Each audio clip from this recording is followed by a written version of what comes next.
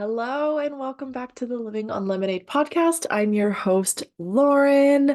I hope everyone's doing well. It is Monday, so I'm a little bit behind on recording and posting, but I had a little bit of time that I thought I would record what I hope to be a really quick one because I do actually need to get out the door in the next few minutes. I have a massage appointment this afternoon and have to drive to town. So I will get going. I had an idea a little while ago when I was in the shower after I did some yoga to on a topic for today. And it's really simple.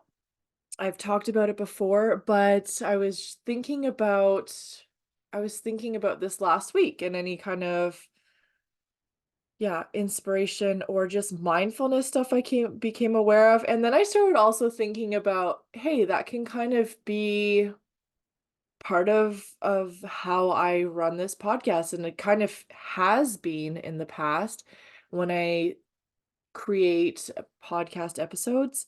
I started out kind of storytelling about my journey. I've paused a little bit. I know I'll continue. And then in the meantime, a lot of it's just been things that have happened recently or since the last episode that I can kind of impart my wisdom or the things that I've learned through that time. Now, last week in between episodes, I was on my last night shift, and when I got to work, I was asked if I would train that night. The trainer was off. So, apparently I'm still recovering from the weekend. Of course, I said, "Yep, that's not a problem." I thought because with it being this time of year, with it being winter and things are iced over and there's just not a lot going on, it'd be a pretty quiet night. Anywho, not so much. There was a case going on the one side of the room, a search and rescue case. And basically the briefing said, well, you'll have to do a broadcast because we thought, well, it's cases this time of year are few and far between just because there's boaters aren't out. It's winter. And when we do get a case, especially if you're training someone in the dead of winter, you want to be able to try and take advantage of that and get that experience. So we were originally going to work on traffic and talk to the couple of commercial vessels that were coming through. I just need a quick drink of water. But because there's a case on, we wanted to seize the opportunity. Just 1 second. So we wanted to take advantage of the opportunity to practice the skills that they learn at the college.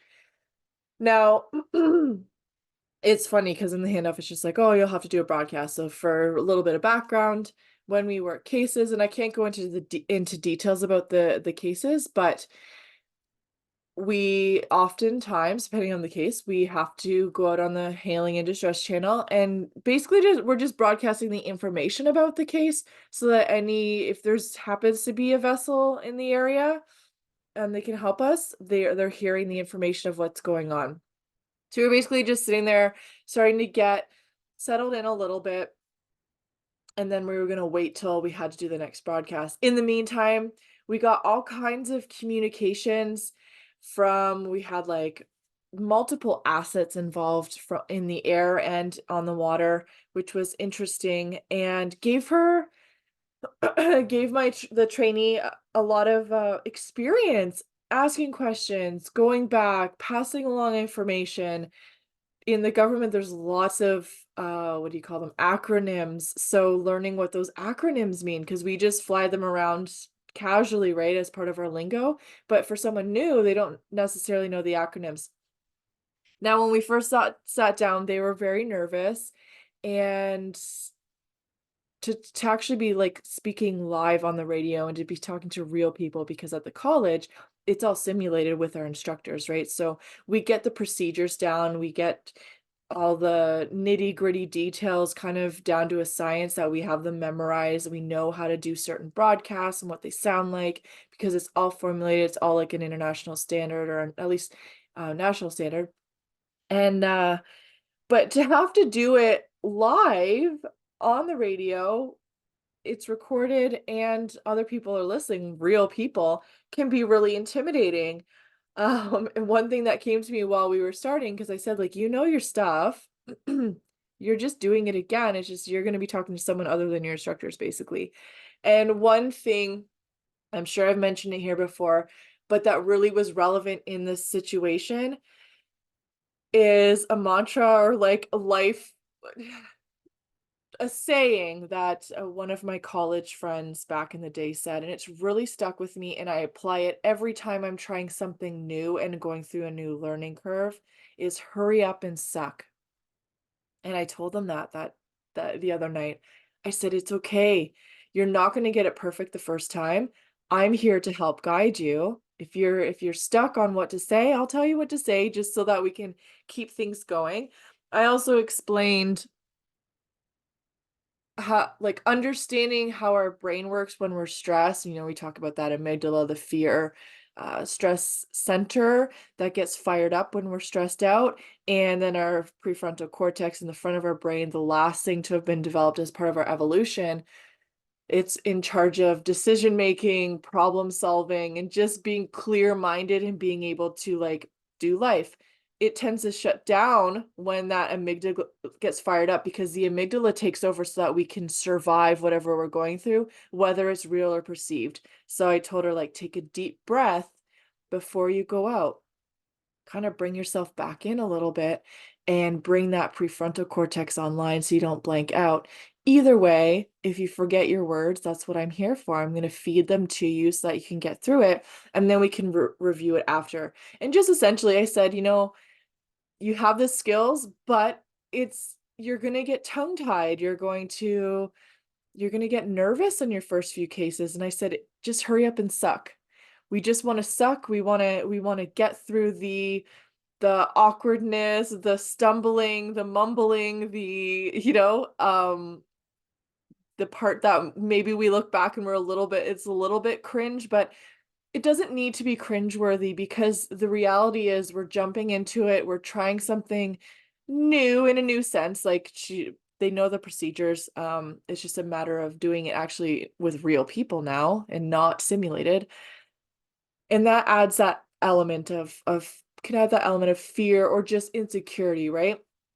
And honestly, they did such an incredible job. And I think it's important when we're training someone or guiding them or leading them to like keep giving them that feedback, especially when they're doing really well. They need to hear that because then it's like great. And then I was just thinking like it again brings them back into that like they can take that breath of like I'm doing well. That'll help the prefrontal cortex also work better when they feel confident, they start to relax, and their brain starts to function even better so they can continue to do a great job. And it was amazing. I was so proud of them. I was on a high myself even into the next day. I was like, last night was so much fun. I loved training and so excited to know for that person because I've been in their shoes. It's so the anticipation of doing our first case, real case, is it can be very daunting, and especially training through the winter. It's like we might not have a case to train with them on until spring when they're ready to kind of, we call it checking out, when they are able to do all of the things and work by themselves without a trainer. So we want to be able to get as many cases and as much experience in reality before they're actually kind of like on their own. Even though of course the whole room is always there to support each other, but I just found it really interesting, um the whole process, and just the idea around like hurry up and suck, just do it messy. What are you going to learn, and then how are we going to do it better the next time? We have to make mistakes in order to know what we can do better the next time. And we did a whole review at the end, which was awesome. We went back and listened, and they learned that my mic is always live. So when I have my headset on and we're on the phone, we can have the phone through our system, like, which would be the same as if we're on the radio. And they learned that when I'm asking questions to the person on the phone's also hearing me because I'm plugged in. Whereas she thought that it was separate, so she was asking the question after. So it was just one of those little things of like, now she has more awareness of like how things work where she is now is as compared to the college, right? So yeah, my whole point to this was just hurry up and suck, do the thing, do it with messy action. This doesn't have to be just like, this can be anything new you're trying. I've noticed my yoga practice. I stopped doing yoga regularly for so long, or even at all. Like I just stopped doing yoga for a long time. I did two sessions today. They're about 20 minutes each, so it's not like super hardcore, and the second one was more relaxed. But just I can't hold my down dog as long. And she did a couple balancing poses, and I was like, I can't do that. I don't have the accessibility to those poses that I used to have. And while that there's a part of me that's like, oh, like a little discouraged. I also remind myself that the skill that I had developed was developed over time, and I sucked at the beginning, right? It's all relative, and we have to just kind of suck at the beginning and then continue to show up and do the work, gain the strength, gain the core strength and stability, and that will then translate into better balance, being able to hold poses longer or more difficult poses, or holds, they call them binds in yoga. It's just like kind of accessing different parts of your body and going into deeper stretches that you might not really be able to do at the beginning. So again, I'm hurrying up and sucking. I'm encouraging anyone who's trying something new, don't expect to be perfect the first while anyway, especially if it's something that you really have to build up, like a yoga practice or like building your confidence in a new job.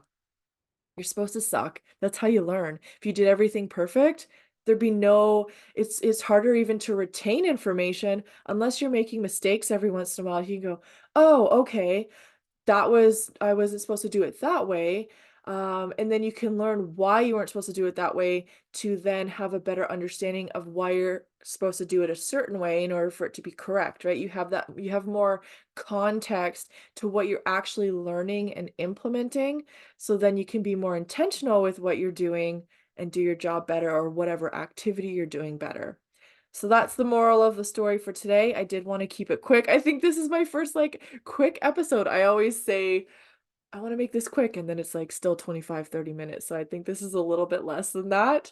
On that note, I'm gonna pop off so I can make sure I'm out the door on time to head to my massage appointment.